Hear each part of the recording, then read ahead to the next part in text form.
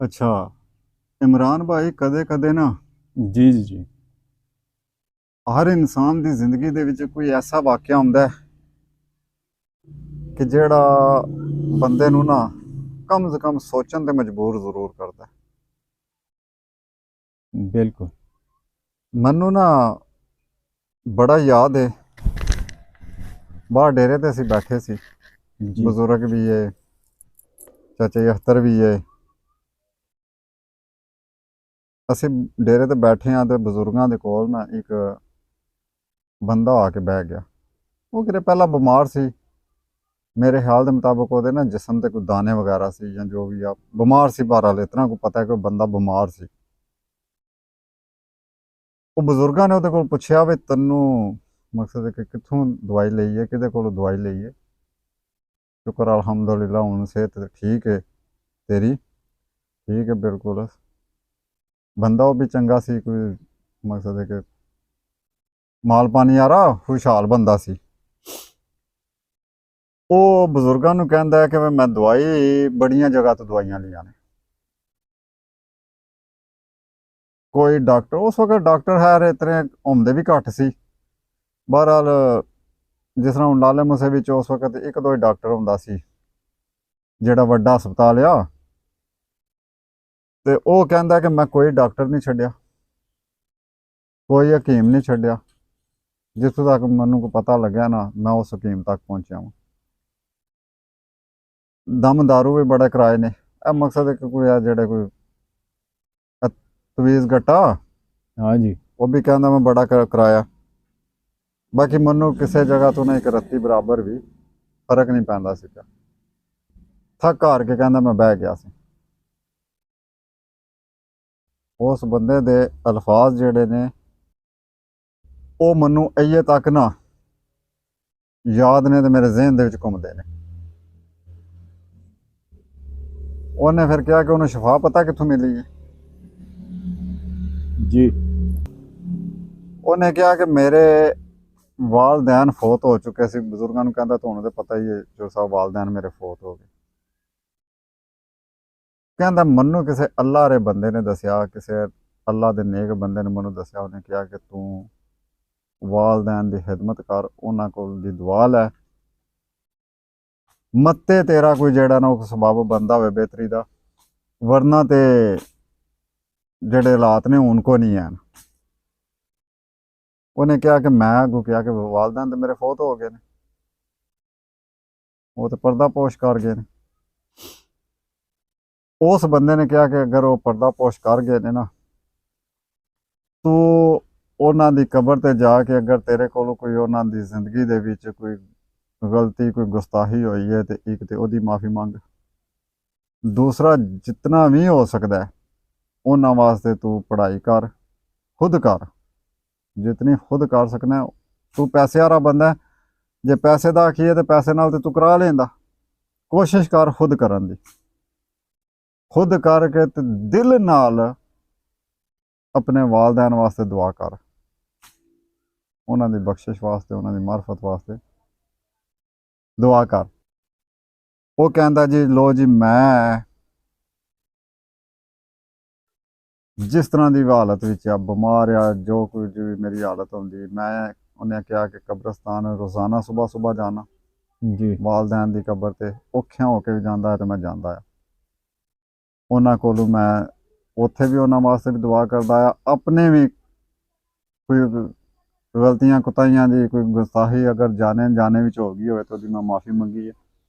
ਤੇ ਮੇਰਾ ਜ਼ਿਆਦਾ ਟਾਈਮ ਮਸੱਲੇ ਤੇ ਗੁਜ਼ਰਦਾ ਹੁੰਦਾ ਸੀ ਤੇ ਇਹ ਗੁਜ਼ਰਦਾ ਹੁੰਦਾ ਕਿ ਮੈਂ ਰੱਬੇ ਕਾਇਨਾਤ ਦੇ ਹਜ਼ੂਰ ਦੇ ਵਿੱਚ ਪੇਸ਼ ਹੋ ਕੇ ਤੇ ਮੈਂ ਆਪਣੇ ਵਾਲਦੈਨ ਵਾਸਤੇ ਦੀ ਬਖਸ਼ਿਸ਼ ਵਾਸਤੇ ਦੁਆ ਕਰਦਾ ਹੁੰਦਾ ਸੀ। ਉਹ ਕਹਿੰਦਾ ਕਿ ਫਿਰ ਨਾਲ ਮੈਂ ਚੰਦ ਦਿਨ ਮੈਂ ਇਸ ਤਰ੍ਹਾਂ ਕੀਤਾ ਤੇ ਮੈਨੂੰ ਆਪਣਾ ਜਿਹੜੀ ਬਿਮਾਰੀ ਉਹਦੇ ਤੋਂ ਮੈਂ ਪਿਛਾਂ ਮੁੜਦਾ ਮੈਂ ਨਜ਼ਰ ਆ ਗਿਆ। ਮੈਨੂੰ ਮੈਂ ਹੁਣ ਪਿਛਾਂ ਮੁੜਨਾ ਵਾ ਪਿਆ। ਉਹ ਬੰਦਾ ਕਹਿੰਦਾ ਮੈਂ ਫਿਰ ਦਵਾਈ ਹਰ ਤਰ੍ਹਾਂ ਦੀ ਛੱਡ ਦਿੱਤੀ, ਕੋਈ ਦਵਾਈ ਨਹੀਂ ਮੈਂ ਲੈਂਦਾ ਲਈ। ਮੈਂ ਉਹ ਹੀ ਕੀਤੇ ਤੇ ਅਜੇ ਤੱਕ ਮੇਰੀ ਉਹ ਰੂਟੀਨ ਹੈ, ਮੈਂ ਉਹ ਕਰਨਾ ਵਾ। ਅੱਲਾਹ ਨੇ ਮੈਨੂੰ ਸ਼ਫਾ ਵੀ ਦੇ ਦਿੱਤੀ। ਮਕਸਦ ਇਹ ਵੇ ਕਿ ਉਹ ਵਾਲਦੈਨ ਉਸ ਬੰਦੇ ਦੇ ਫੌਤ ਹੋ ਚੁੱਕੇ ਸੀ जी जी जी ਤੇ ਉਹਨੇ ਜਿਸ ਵਕਤ ਵਾਲਦੈਨ ਵੱਲ ਧਿਆਨ ਕੀਤਾ ਹੈ, ਆਪਣਾ ਟਾਈਮ ਵਾਲਦੈਨ ਵਾਸਤੇ ਦਿੱਤਾ ਹੈ, ਕੱਢਿਆ, ਅੱਲਾ ਉਹਦੀ ਸੁਣ ਲਈ। ਅਫਸੋਸ ਇਸ ਚੀਜ਼ ਦਾ ਕਿ ਹੁਣ ਜਿਹੜਾ ਜ਼ਮਾਨਾ ਜਾ ਰਿਹਾ ਨਾ, ਹਰ ਬੰਦਾ ਮਸਰੂਫ ਇਤਨਾ ਕੁ ਹੋ ਗਿਆ ਕਿ ਵਾਲਦੈਨ ਵਾਸਤੇ ਹੁਣ ਟਾਈਮ ਕਿਸੇ ਕੋਲੇ ਕੋਈ ਨਹੀਂ ਰਹਿ ਗਿਆ। ਬੜੇ ਵੇਖੀਦੇ ਨੇ ਨਾ, ਵਡੇਰੇ ਬਜ਼ੁਰਗ ਥੜੀਆਂ ਤੇ ਬੈਠੇ ਹੁੰਦੇ ਨੇ, ਮਾਈਆਂ ਵਿਚਾਰੀਆਂ ਥੜੀਆਂ ਤੇ ਬੈਠੀਆਂ ਹੁੰਦੀਆਂ ਨੇ, ਜਾਂ ਘਰ ਜਾਓ ਤੇ ਮੰਜੀਆਂ ਤੇ ਬੈਠੇ ਹੁੰਦੇ ਨੇ, ਕੱਲਮ ਕੱਲੇ। ਔਲਾਦ ਬੜੀ ਏ, ਧੀਆਂ ਵੀ ਨੇ, ਪੁੱਤਰ ਵੀ ਨੇ, ਸਭ ਕੁਝ ਨੇ ਜੀ। ਉਹ ਕਿੱਧਰ ਨੇ? ਉਹ ਬਸ ਮਸਰੂਫ ਬੜੇ ਨੇ, ਉਹਨਾਂ ਕੋਲੇ ਟਾਈਮ ਕੋਈ ਨਹੀਂ। ਪਹਿਲਾਂ ਤੇ ਜ਼ਿਆਦਾਤਰ ਹੈ ਨਹੀਂ, ਬਾਹਰ ਨੇ, ਤੇ ਜਿਹੜੇ ਘਰ ਵੀ ਨੇ ਉਹਨਾਂ ਕੋਲੇ ਟਾਈਮ ਹੀ ਕੋਈ ਨਹੀਂ। ਵਾਲਦੈਨ ਵਾਸਤੇ ਟਾਈਮ ਕੋਈ ਨਹੀਂ ਕਿਸੇ ਕੋਲ। ਤੇ ਅਗਰ ਉਸ ਬੰਦੇ ਨੂੰ ਫੌਤ ਹੋਏ ਵਾਲਦੈਨ ਵਾਸਤੇ ਟਾਈਮ ਕੱਢਿਆ, ਬਿਮਾਰੀ ਤੋਂ ਅੱਲਾ ਸ਼ਿਫਾ ਦੇ ਦਿੰਦਾ।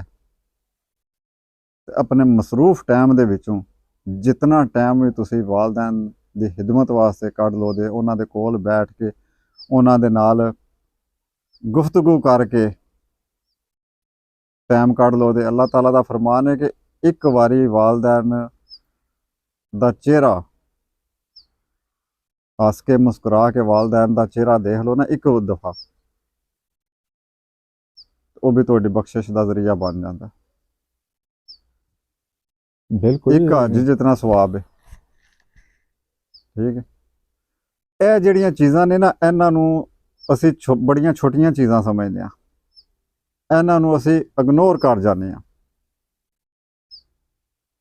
ਜਿਹਦੀ ਵਜ੍ਹਾ ਤੋਂ ਅਸੀਂ ਇਤਨੀਆਂ ਜ਼ਿਆਦਾ ਮਸਾਇਲਾਂ ਦੇ ਵਿੱਚ, ਇਤਨੀਆਂ ਜ਼ਿਆਦਾ ਪਰੇਸ਼ਾਨੀਆਂ ਦੇ ਵਿੱਚ ਘਿਰੇ ਹੁੰਦੇ ਹਾਂ। ਜਿੱਥੋਂ ਤੱਕ ਮੇਰਾ ਦਾਅਵਾ ਹੈ, ਜਿੱਥੋਂ ਤੱਕ ਮੇਰਾ ਯਕੀਨ ਹੈ, ਜਿਸ ਘਰ ਦੇ ਵਿੱਚ ਵਾਲਦੈਨ ਮੌਜੂਦ ਨੇ ਨਾ, ਉਸ ਘਰ ਦੇ ਵਿੱਚ ਕੋਈ ਕਿਸੇ ਕਿਸਮ ਦੀ ਪਰੇਸ਼ਾਨੀ ਤਕਲੀਫ ਕਿਸੇ ਸੂਰਤ ਆ ਹੀ ਨਹੀਂ ਸਕਦੀ ਹੈ। ਹਾਂ, ਅਗਰ ਉਹ ਘਰ ਦੇ ਜਿਹੜਾ ਫਰਦ ਨੇ, ਔਲਾਦ ਜਿਹੜੀ ਹੈ, ਉਹ ਵਾਲਦੈਨ ਦਾ ਧਿਆਨ ਉਸ ਤਰ੍ਹਾਂ ਕਰਦੇ ਨੇ, ਖਿਦਮਤ ਉਸ ਤਰ੍ਹਾਂ ਕਰਦੇ ਨੇ ਜਿਸ ਤਰ੍ਹਾਂ ਕਰਨੇ ਦਾ ਹੱਕ ਹੁੰਦਾ ਹੈ, ਤੇ ਫਿਰ ਕਿਸੇ ਕਿਸਮ ਦੀ ਕੋਈ ਪਰੇਸ਼ਾਨੀ, ਕੋਈ ਤਕਲੀਫ, ਕੋਈ ਬਿਮਾਰੀ ਬਿਲਕੁਲ ਨਹੀਂ ਕਦੇ ਆ ਸਕਦੀ। बेशक ਠੀਕ। ਉਹ ਹਕੀਮ ਲੁਕਮਾਨ ਸਾਹਿਬ ਦਾ ਇੱਕ ਕੌਲ ਹੈ ਨਾ, ਕਿ ਫਰਮਾਉਂਦੇ ਨੇ ਕਿ ਮੈਂ ਹੈਰਾਨ ਆ ਉਸ ਬੰਦੇ ਤੋਂ ਕਿ ਜਿਹੜਾ ਦਿਨ ਨੂੰ ਪਿਆਜ਼ ਖਾਂਦਾ, ਉਹ ਮਰ ਕਿਸ ਤਰ੍ਹਾਂ ਸਕਦਾ। ਤੇ ਮੈਂ ਹੈਰਾਨ ਆ ਉਸ ਬੰਦੇ ਤੋਂ ਕਿ ਜਿਹੜਾ ਰਾਤ ਨੂੰ ਪਿਆਜ਼ ਖਾਂਦਾ, ਤੇ ਉਹ ਬਚ ਕਿਸ ਤਰ੍ਹਾਂ ਸਕਦਾ। ਮਤਲਬ ਕਿ ਪਿਆਜ਼ ਦੇ ਬਾਰੇ ਵਿੱਚ ਉਹਨਾਂ ਨੇ ਦੱਸਿਆ ਕਿ ਇਤਨਾ ਕੋ ਫਾਇਦੇਮੰਦ ਹੈ ਦਿਨ ਨੂੰ ਖਾਣਾ, ਤੇ ਰਾਤ ਨੂੰ ਖਾਣਾ ਜਿਹੜਾ ਉਹ ਇਤਨਾ ਹੀ ਨੁਕਸਾਨ ਦੇਵੇ। ਇਸੇ ਤਰ੍ਹਾਂ ਹੀ ਹੈਰਾਨਗੀ ਹੁੰਦੀ ਹੈ ਉਸ ਘਰ ਤੋਂ, ਉਸ ਖਾਨਦਾਨ ਤੋਂ, ਉਸ ਘਰ ਤੋਂ ਹੈਰਾਨਗੀ ਵਾਲੀ ਗੱਲ ਹੈ ਕਿ ਜਿਸ ਘਰ ਦੇ ਵਿੱਚ ਵਾਲਦੈਨ ਮੌਜੂਦ ਨੇ, ਉਸ ਘਰ ਦੇ ਵਿੱਚ ਕੋਈ ਪਰੇਸ਼ਾਨੀ, ਕੋਈ ਤਕਲੀਫ, ਕੋਈ ਬਿਮਾਰੀ ਆ ਕਿਸ ਤਰ੍ਹਾਂ ਸਕਦੀ ਹੈ। ਤੇ ਹੈਰਾਨਗੀ ਇਸ ਗੱਲ ਦੀ ਹੈ ਕਿ ਜਿਸ ਘਰ ਦੇ ਵਿੱਚ ਵਾਲਦੈਨ ਮੌਜੂਦ ਹੋਵਣ, ਮਾਂ ਬਾਪ ਮੌਜੂਦ ਹੋਵਣ, ਤੇ ਉਹਨਾਂ ਦਾ ਇਹਤਰਾਮ ਨਾ ਕੀਤਾ ਜਾਏ, ਉਹਨਾਂ ਦੇ ਸਾਹਮਣੇ ਬਦਅਖਲਾਕੀ ਨਾਲ ਪੇਸ਼ ਆਇਆ ਜਾਏ, ਉਹਨਾਂ ਦਾ ਇਹਤਰਾਮ ਨਾ ਕੀਤਾ ਜਾਏ, ਉਸ ਘਰ ਦੇ ਵਿੱਚ ਵਾਲਦੈਨ ਦੀ ਬੇਹਰਮਤੀ ਹੁੰਦੀ ਹੋਵੇ ਵੀ, ਤੇ ਮੈਂ ਹੈਰਾਨ ਹਾਂ ਉਸ ਚੀਜ਼ ਤੋਂ ਕਿ ਉਸ ਘਰ ਦੇ ਵਿੱਚ ਕੋਈ ਖੁਸ਼ੀ ਵੜ ਕਿਸ ਤਰ੍ਹਾਂ ਸਕਦੀ ਹੈ।